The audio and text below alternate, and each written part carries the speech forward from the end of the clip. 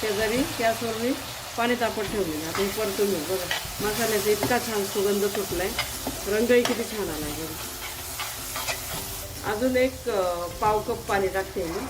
मसाले परतून घेतले जेवढे तेवढी आपली भाजी छान होते. बघा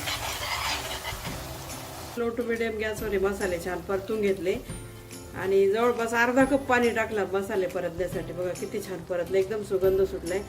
तेल असं रिलीज झालं की मसाले परतले असं समजायचं. आता आपण जे बटाटे घेतलेले ते हातानेच तोडून टाकायचे आपण. बघा या पद्धतीनं.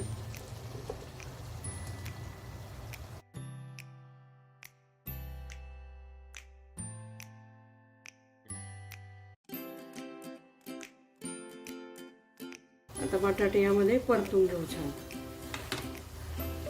बघा बटाटे आपण 2 मिनिट या मसाल्यासोबत छान परतून घेतलेले.